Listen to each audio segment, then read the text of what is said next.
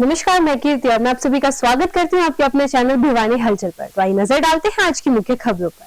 स्थानीय बाल भवन में आयोजित 3 दिवसीय बाल जोनल महोत्सव प्रतियोगिता का शुभारंभ वीरवार को एसडीएम दीपक बाबूलाल करवा ने मां सरस्वती के चित्र के समक्ष दीप प्रज्वलित कर किया। इस अवसर पर उन्होंने बाल कल्याण विभाग द्वारा लगाई गई प्रदर्शनी का अवलोकन भी किया। वहीं प्रतियोगिता में 5 जिलों से 1050 बाल कलाकारों ने भाग लेकर अपनी प्रतिभा दिखाई। इस अवसर पर एसडीएम दीपक बाबूलाल करवा ने विभिन्न जिलों से आए बाल कलाकारों को प्रोत्साहित किया। उन्होंने कहा कि विद्यार्थियों को शिक्षा के साथ साथ सांस्कृतिक, खेल और कला गतिविधियों में भाग लेना चाहिए। इससे मानसिक विकास के साथ साथ शारीरिक विकास भी होता है। सांस्कृतिक प्रतियोगिताओं से एक दूसरे जिलों व प्रदेशों की संस्कृति के बारे में जानकारी मिलती है। उन्होंने कहा कि प्रतियोगिताएं जीवन में आगे बढ़ने की भावना विकसित करती हैं। उन्होंने कहा कि बचपन से ही किसी न किसी एक खेल और कला को जरूर अपनाना चाहिए।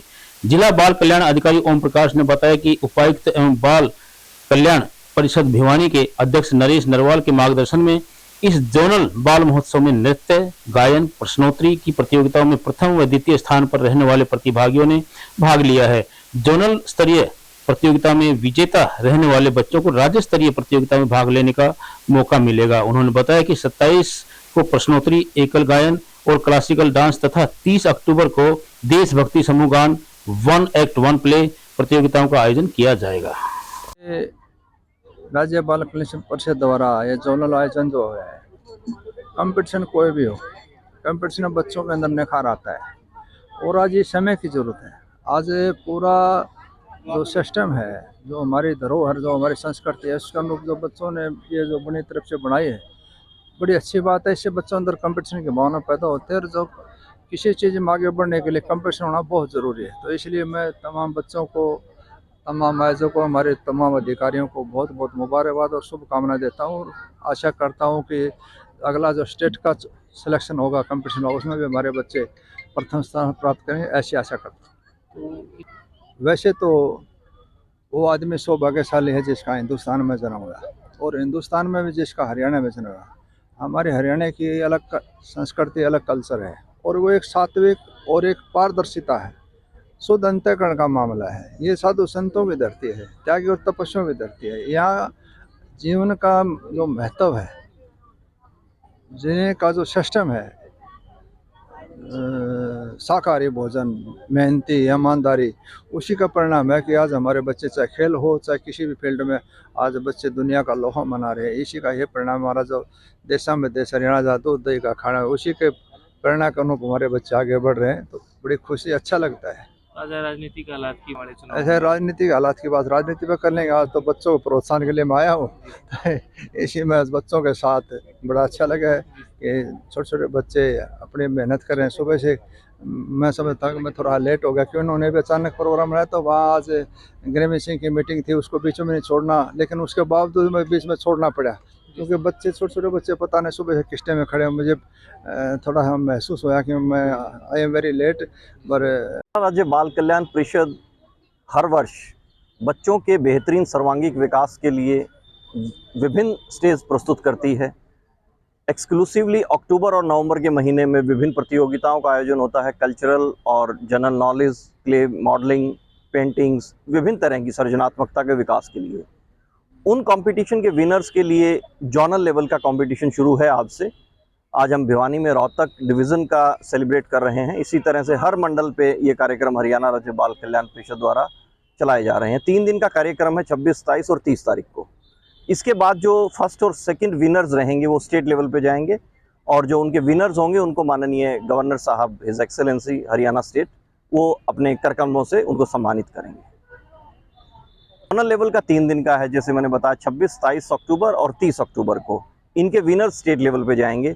मैं सभी आप भिवानी ज़िले के लोगों को बधाई देता हूं कि आप होस्ट कर रहे हैं रोहतक मंडल के कार्यक्रमों का, जोनल का। मेरे साथ मेरे जिला बाल कल्याण अधिकारी ओम प्रकाश जी हैं, जो बहुत कर्मठ तौर तरीक़ों से काम करते हैं और उनकी लगन, उनकी मेहनत, उनके साथ उनके प्रोग्राम ऑफिसर्स और अन्य जो स्टाफ है वो दिन रात लगे हुए हैं। मैं उनकी सफल आयोजन के लिए उनको शुभकामनाएं भी देता हूं। और त्योहारी सीजन के मद्देनजर फूड सेफ्टी व सीएम फ्लाइंग टीम ने भिवानी रेलवे स्टेशन के निकट मिठाई की दुकान में छापेमारी की और गुणवत्ता की जांच के लिए मिठाइयों के सैंपल लिए। वहीं उन्होंने जनता से अपील की है कि अगर आपके आसपास कहीं भी कोई नकली सामान बेचता हुआ दिखाई दे तो इसकी सूचना फूड सेफ्टी विभाग और पुलिस विभाग को अवश्य दे। इस दौरान वहां से टीम ने पतीसे, कलाकंद और अन्य मिठाइयों के सैंपल्स लिए और जांच के लिए सभी सैंपल्स को लैब में भेज दिया गया। इस बारे में फूड सेफ्टी अधिकारी पुनीत ने बताया कि आज टीम ने छापेमारी की है और यहां से मिठाइयों के सैंपल लिए हैं। जैसे ही जांच की रिपोर्ट आएगी उसके अनुसार कार्रवाई की जाएगी। उन्होंने आम नागरिकों से अपील की है कि मिठाइयां सही दुकान से ही ले और सस्ती मिठाइयों के चक्कर में ना पड़े, यह आपके लिए जानलेवा हो सकती है। इसके साथ साथ उन्होंने दुकानदारों को भी चेतावनी दी है कि दुकानदार सही मिठाइयां ही दे। त्योहारी सीजन को लेकर टीम ने अपनी कमर कस ली है और किसी भी मिलावटखोर को नहीं बख्शा जाएगा। उन्होंने बताया कि यहाँ पर मिठाइयां राजस्थान से लाई जा रही थी। आम जन का कहना था कि मिठाइयां नकली है। उसी के आधार पर सीएम फ्लाइंग और फूड सेफ्टी विभाग की टीम के द्वारा छापेमारी की गई है। फूड सेफ्टी ऑफिसर भिवानी से आज जो है हमारे डिपार्टमेंट की सीएम फ्लाइंग के साथ यहाँ रेड हुई है। यहाँ माल जो है लगभग ये राजस्थान से आता है, जो कि पब्लिक कह रही है कि नकली कलाकंद है, नकली बतीसा है। हमने यहाँ से मटेरियल सील करके अब इसको लैब में भेजेंगे। जैसे ही उस हिसाब से लैब की रिपोर्ट आ जाएगी उसके हिसाब से फिर आगे कार्रवाई होगी। अगर लैब की रिपोर्ट में फेल आता है, अनसेफ आता है, तो सीजीएम कोर्ट के अंदर केस चलेगा इनका। अगर सबस्टैंडर्ड आता है तो एडीसी कोर्ट के अंदर केस चलेगा। तो क्या अपील करेंगे? त्योहारी सीजन है, त्योहारी सीजन है, हम पब्लिक से भी अपील करते हैं कि जागरूक रहें। अगर कोई भी गलत सामान बिकता हुआ दिखता है कहीं पे भी, तो हमारे डिपार्टमेंट को या सीएम फ्लाइंग को या सीआईडी डिपार्टमेंट को किसी को भी खबर करें, ताकि हम उस जगह जाके उसको कंट्रोल कर सकें और जागरूक रहें। सभी दुकानदारों से भी निवेदन है, फ्लाइंग, सीएम फ्लाइंग और फूड सेफ्टी डिपार्टमेंट अपने पूरे फोरम में है। फिलहाल दिवाली फेस्टिव सीजन की सैंपलिंग चल रही है। बढ़िया माल बनाएं, बढ़िया बेचें, पब्लिक की हेल्थ का भी ध्यान रखें, सिर्फ अपने अपने फायदे का ध्यान नहीं रखें। गाइडलाइंस भी जारी की गई है सरकार के द्वारा कि एक्सपायरी डेट भी लिखनी चाहिए, कई दुकानदार नहीं लगाते, क्या उनको चेतावनी देना चाहेंगे? दुकानदारों को बिल्कुल चेतावनी है, मिल्क से बनी जो भी आइटम है उनके ऊपर एक्सपायरी डेट सबके ऊपर होनी चाहिए। जो भी आप मिठाई पैक करते हो, पैकिंग के नीचे एक्सपायरी डेट लिखी होनी चाहिए, या फिर पैकिंग की डेट जिस दिन आपने पैक किया है वो लिखी हुई होनी चाहिए, नहीं तो उनके ऊपर सख्त कार्रवाई होगी। वीरवार को anganwadi workers and helpers union Haryana संबंधित C2 एवं सब कर्मचारी संघ के आह्वान पर जिले भर की सैकड़ों आंगनवाड़ी कर्मियों ने अपने बकाया मांगों के लिए उपायुक्त कार्यालय भिवानी के सामने 2 दिवसीय धरने की शुरुआत कर दी है। धरने की अध्यक्षता प्रधान राजबाला मीनान और संचालन सचिव राजबाला शर्मा ने किया। आंगनवाड़ी कर्मियों को संबोधित करते हुए यूनियन और C2 नेताओं ने कहा कि लंबे समय से आंगनवाड़ी वर्कर्स और हेल्पर्स अपनी मांगों के लिए आंदोलनरत है, लेकिन सरकार उनकी और कोई ध्यान नहीं दे रही है। यूनियन मांग करती है कि सभी आंगनवाड़ी कर्मियों को पक्का करो, तब तक 26,000 रुपए न्यूनतम वेतन दिया जाए। उन्होंने कहा था कि 2018 में मोदी सरकार ने 1,500 रुपए और 750 दिवाली का तोहफा देने को कहा था, लेकिन आज तक वह लागू नहीं किया गया है। हरियाणा सरकार ने वर्कर्स को कुशल व हेल्पर्स को अर्धकुशल का दर्जा देने को कहा था, लेकिन अभी तक वर्कर्स व हेल्पर्स को कुशल व अर्धकुशल वर्कर का दर्जा नहीं मिला है। वर्कर्स पर ऑनलाइन काम का प्रेशर बनाया जा रहा है। बिना संसाधन दिए उनसे पोषण ट्रैकर, कीट data, date of birth mapping के आधार पर काम करवाया जाता है। कई वर्कर्स के पास तो स्मार्टफोन भी नहीं है। 3 साल से हरियाणा सरकार के पास वर्करों के लिए स्मार्टफोन का पैसा आया हुआ है, लेकिन सरकार वर्कर्स को कोई भी संसाधन उपलब्ध नहीं करवा रही है। 18 महीनों से आंगनवाड़ी में बनाए गए जाने वाले लाभार्थियों का राशन का, मेहनताना सिलेंडर का खर्च, कच्ची सब्जियों का खर्च का कोई पैसा नहीं आ रहा है। वर्कर्स को और हेल्पर्स को आर्थिक तंगी के कारण भारी परेशानी का सामना करना पड़ रहा है। कई सालों से फ्लेक्सी फंड, वर्दी का पैसा, आंगनवाड़ी में स्टेशनरी, कुर्सी, मेज, कोई भी सामान उपलब्ध नहीं हुआ है। Rajbala Sharma, anganwadi worker helper union CI2 से। आज हमारा 26 और 27 का 2 दिन का प्रदर्शन है हरियाणा सरकार के प्रति, क्योंकि हमें मजबूरन होकर आना पड़ा है। 1.5 साल हो गया है, 2022 में हमारा आंदोलन समाप्त हुआ था और जब हरियाणा सरकार ने जो बातें कही थी, हमारी ज़रूरत को देखते हुए मांगे मानी थी, वो आज तक लागू नहीं की हैं, जो कि त्यों है। कहने का तो हरियाणा सरकार कहती है कि बेटी बचाओ, बेटी पढ़ाओ, बेटी बचाओ, पर ये नारा बिल्कुल झूठा साबित हो रहा है हरियाणा सरकार का। वो कह रही है बेटियां बचाओ, रोड पर बैठाओ। और हमारी कोई खास ऐसी मांगे नहीं है कि हम अपने लिए, हम लाभार्थियों के लिए।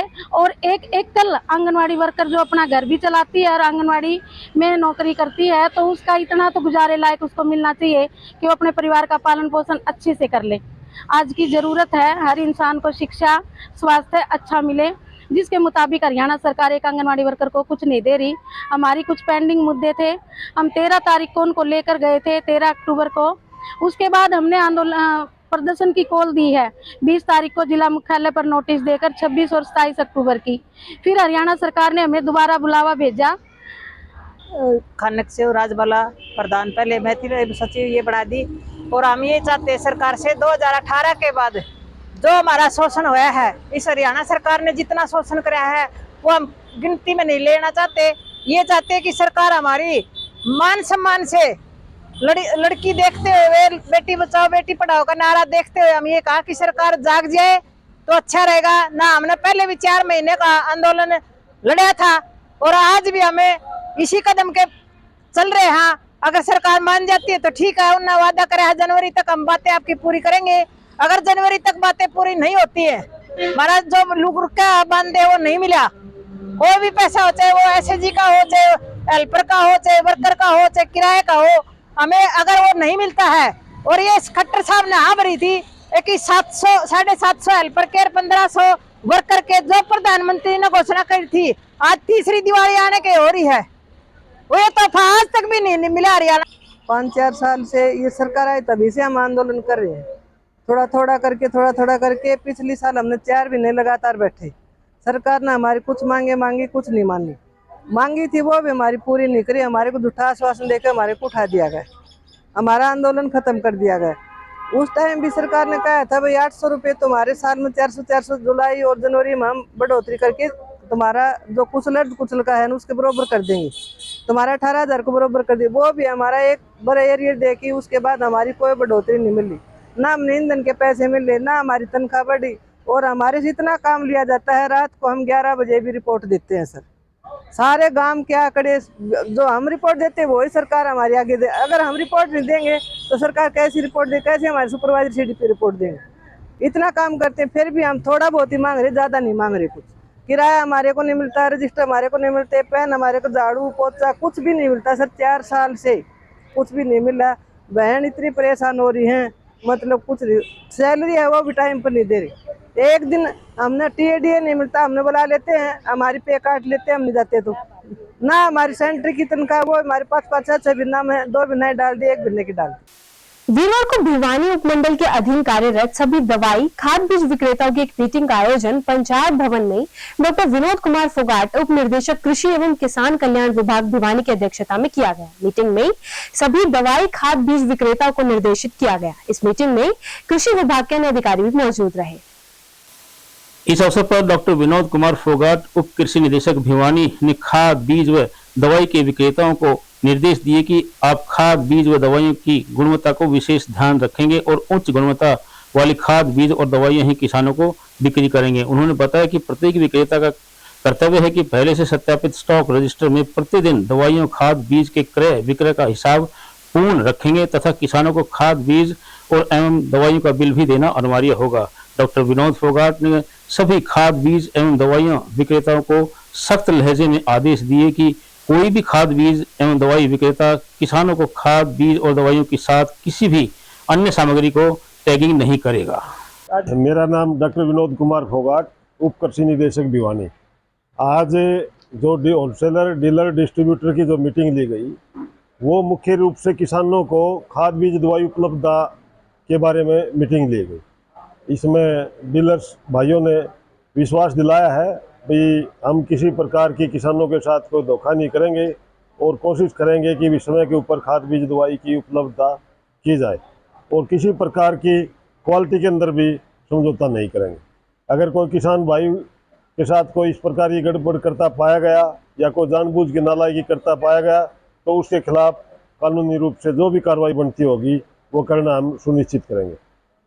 होता है बिजाई के समय कई बार डीएपी की और बारिश होने के बाद कई बार गेहूं के समय यूरिया की एक स्पेसिफिक टाइम में थोड़े समय में ज़्यादा ज़रूरत के हिसाब से कई बार कई डीलर भाई इस तरह की कोशिश करते हैं, तो इस कोशिश को नाकाम करने के लिए ही आज की ये मीटिंग बुलाई गई थी।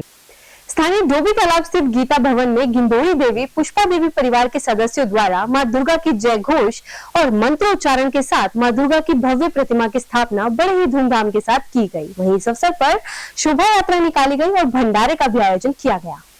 डोभी तालाब स्थित गीता भवन में गिंदोड़ी देवी पुष्पा देवी परिवार के सदस्यों ने मां दुर्गा के जय घोष के साथ भव्य मां दुर्गा प्रतिमा का स्थापना मंत्रोच्चारण के साथ की। इस अवसर पर विद्वानों द्वारा मंत्रोच्चारण किया गया। स्थापना से पूर्व महिला भक्तजनों ने गीता भवन से डोभी तालाब की परिक्रमा करते हुए शोभा यात्रा भी निकाली। इस अवसर पर भंडारे का भी आयोजन किया गया। कार्यक्रम में सुशील गुप्ता, मीनू अग्रवाल, प्रवीण गर्ग, सरोज गुप्ता, निश्चल गुप्ता आदि उपस्थित रहे। सुशील गुप्ता ने बताया कि उनके परिवार के बड़े गिंदोड़ी देवी पुष्पा देवी ने गीता भवन में सदैव सेवा की सर्वोपरि रखा है।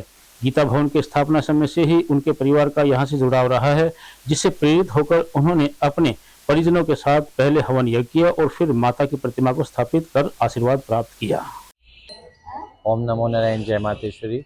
माँ भगवती की पावन अनुसीम कृपा से आज श्री गीता भवन धाम के मुख्य जो ब्रह्मलीन महंत महामंडलेश्वर स्वामी गणेशानंद गिरि जी महाराज थे, उनके भक्तों के द्वारा माँ भगवती की मूर्ति स्थापना की गई है। बहुत ही अद्भुत स्थान, जो बाहर के शिल्पकारों के द्वारा, हस्त शिल्पकारों के द्वारा एक मंदिर का निर्माण किया गया। उसके ऊपर माता दुर्गा जी को, भगवती को विराजमान किया गया और उसके संदर्भ में यहाँ पर पूजा अर्चना वंदना बाहर के ब्राह्मणों के द्वारा चल रहा है और आज यज्ञ के साथ हवन और भंडारे का समापन होगा।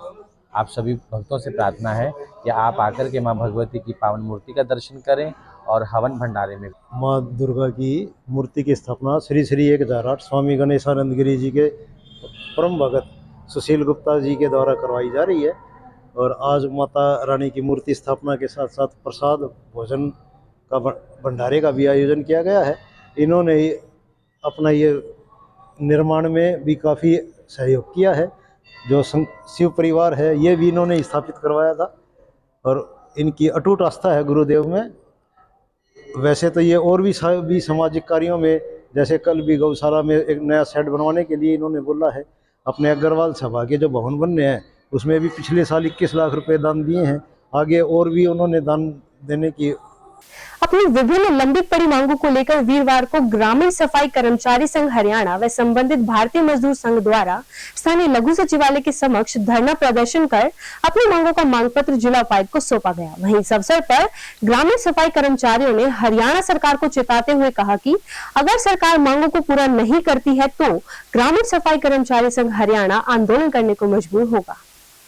आपको बता दें कि ग्रामीण सफाई कर्मचारियों को सफाई का कार्य करते हुए लगभग 17 वर्ष हो चुके हैं, लेकिन हरियाणा सरकार कर्मचारियों को पक्का करने के लिए पॉलिसी नहीं बना रही है और सफाई कर्मचारियों ने दिनांक 11/10/2023 को CID और मीडिया के माध्यम से हरियाणा सरकार को सचेत किया था कि ग्रामीण सफाई कर्मचारियों की मांगों के बारे में विचार करके वार्ता के लिए बुलाया जाए, लेकिन सरकार 15 दिन बीत जाने के ऊपर कोई विचार नहीं कर रही है। अगर सरकार मांगों को पूरा नहीं करती है तो ग्रामीण सफाई कर्मचारी संघ हरियाणा मजबूरन आंदोलन करने के लिए बाध्य होंगे। वहीं उन्होंने कहा कि ग्रामीण सफाई कर्मचारियों को उत्तर प्रदेश की तर्ज पर पक्का किया जाए। यदि सरकार पक्का नहीं करती है तो पक्के कर्मचारी के समान उन्हें वेतन दिया जाए। अनुभव के आधार पर ब्लॉक स्तर पर ग्रामीण सफाई कर्मचारियों में सुपरवाइजर्स नियुक्त किए जाए। जो सफाई कर्मचारी गुजर चुके हैं उनके परिवार को मुआवजा व अन्य विभागों की तरह से एक्स ग्रेशिया पॉलिसी लागू करके परिवार को नौकरी प्रदान की जाए। सफाई कर्मचारियों को मैरिज लोन व हाउस लोन दिया जाए।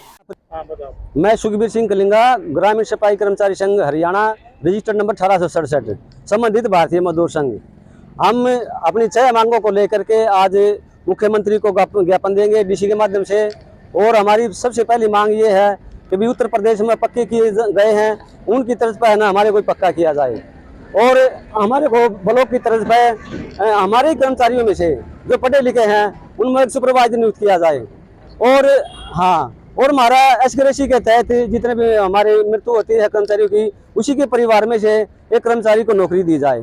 और हमारे जितने भी और मांगे हैं उन पर भी गौर किया जाए, जैसे कि 400 की आबादी पर एक कर्मचारी नियुक्त किया जाए। अब हमारे को 16 साल हो गए, हम 2000 की आबादी पर लगाए थे और जबकि जनसंख्या भी बढ़ी है, काम भी बढ़ा है, हम वही की वही हैं। तो इसलिए सरकार से अनुरोध है कि 400 की आबादी पर कर्मचारी नियुक्त किए जाएं। ब्लॉक तोशाम से जिला सचिव बीएमएस यूनियन से और ग्रामीण सफाई कर्मचारी है, हमारी मांग ये है कि हमें उत्तर प्रदेश की तर्ज पे ही हमें पक्का किया जाए। 17 साल लगे हुए अभी तक सरकार की कोई सुनाई नहीं है और हमें 400 की आबादी पे किया जाए, क्योंकि 2000 की आबादी पे एक, इसलिए हमसे काम ज़्यादा है और कर्मचारी कम है।